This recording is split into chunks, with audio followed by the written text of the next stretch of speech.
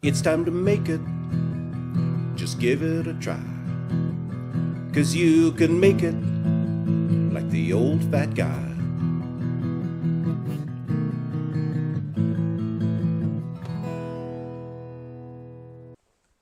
Welcome to another episode of You Can Make It with David Farrell, the old fat guy. Today I'm going to do something healthy. A friend of mine had a cardiac event a while ago, and he's had to change his diet. And that can be rather onerous. You got to give up a lot of stuff you like, but you don't have to give up as much as you think. So today I'm going to make something that is very low fat, but doesn't taste like it. It tastes like one of our good old, really fatty staples, sausage gravy. I'm going to be making a low-fat sausage gravy made out of turkey or chicken meat. And because my buddy's a real good guy, I'm going to call it Gayles low-fat sausage gravy. So the trick of making a low-fat sausage gravy is to use, as I say, not pork sausage, which is what you normally use.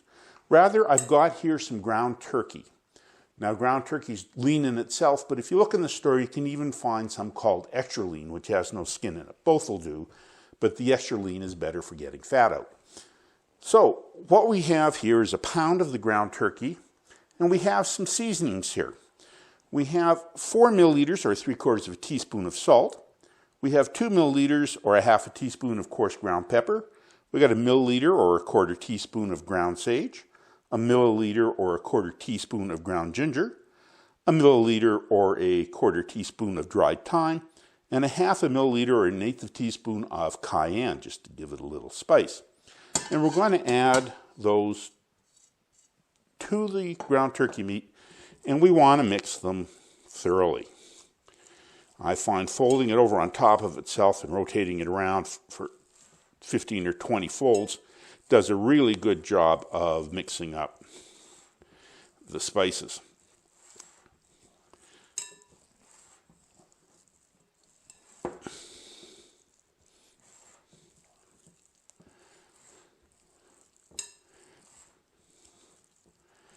So there we go. We've got them mixed in, but in addition to just mixing them in, I suggest you cover this up and put it in the fridge overnight because the spices will actually blend through the meat overnight. So I'm just going to cover this up and put it in the fridge. I'll be right back with you. By the miracle of camera magic, I had some sausage already made up from yesterday, so I can go ahead and start carrying on with the sausage gravy. What you want to do is you need a non-stick fry pan. It has to be non-stick because we're not going to add any grease to it, because we want to make low-fat sausage gravy. You want to preheat it to about medium-low, and you want to take your turkey sausage and you want to sprinkle it over the pan in little crumbles. The idea is sausage gravy is usually made out of crumbled sausage, so you want little pieces.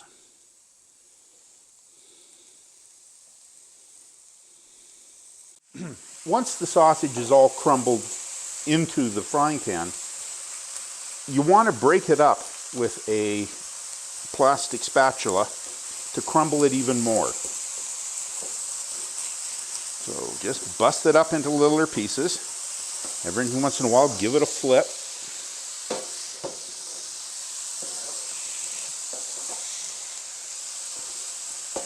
And break it up some more.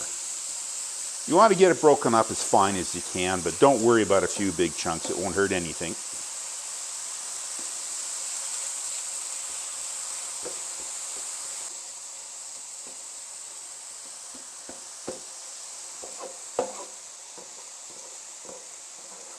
Okay, as you're breaking it up, you'll see quite easily that the turkey is cooked because there's no pink stuff left and it's just starting to get a bit of brown color from the bottom of the pan.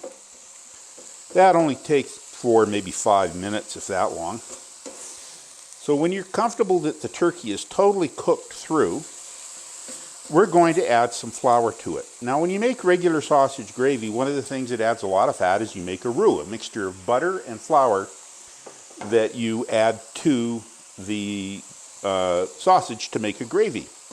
Well, what we're going to do is leave the fat out. We're just going to put the flour in. And we're going to sprinkle that over the very lean cooked turkey, and what I have here is 100 milliliters, or just a touch under, but you can use half a cup of all-purpose flour. So just sprinkle that over the meat.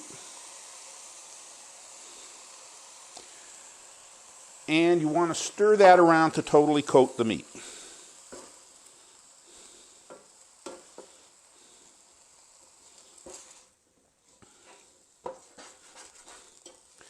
There we go. We got the meat nicely coated in the flour.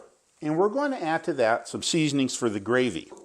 And the seasonings we're going to use for the gravy are 1.5 milliliters, or 1/3 of a teaspoon each of ground sage, dried rosemary, dried thyme, and coarse pepper. So we'll just add those in, and you want to stir them for just about 30 seconds until they start to give off some odor. It won't take long at all, just a few seconds. Yep, I can start to smell those herbs now.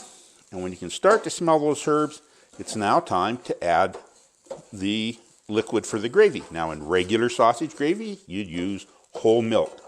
We're making low fat, so we're going to use skim milk. You can mix up the powdered stuff or buy the skim milk in the store. But what I have here is 900 milliliters, or 4 cups of skim milk. And I'm just going to stir that in to the sausage gravy. Now, you want to lower your heat just a bit to about a little below medium, because what happens is when you use flour without a fat as a thickener, it can tend to want to stick to the bottom of your pot a little bit more. So make sure you stir and scrape all the time and cook at a low temperature. And this is going to take maybe 6-7 minutes, and the gravy will thicken up just from the flour without the fat. So let's keep on stirring and scraping.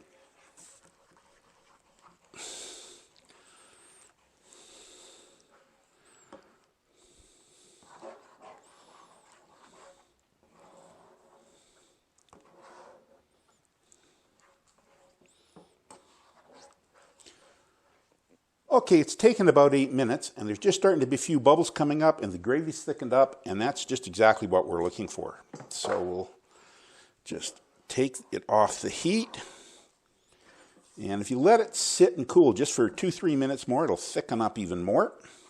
And while it's doing that, I'm going to set up something to try it with. Be right back with you. So the gravy's all cooked up and ready to try. I've just put a bottom of a nice soft crusty roll on my plate. Traditionally, sausage gravy is served with biscuits. Biscuits are made with a lot of butter. If you have cardiac problems, I suggest you don't have biscuits. You can have a nice piece of dry toast. You can have a nice soft bun like this. Try an English muffin. They're quite low fat and they go really well with sausage gravy. It's also really good if you want a light lunch to bake a potato and scoop some of the gravy over it, because it's low fat and potatoes are good for you if you don't put any fat on them. So let's just scoot some of the gravy here over my bun. There we go. Nice and thick and creamy. It just looks like sausage gravy. Nobody would ever know just from looking at it that it was low fat. So we'll just take some.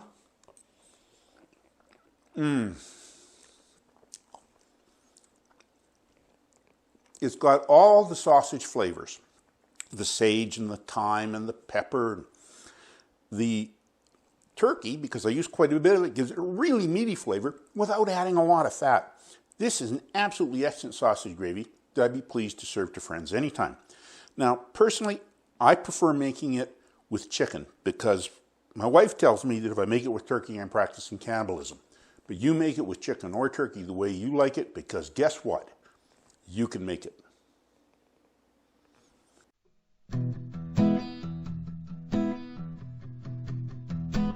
I have a good woman, I ain't good looking, but I do some cooking, I'm the old fat guy. So use that oven if you want some lovin', be like the old fat guy.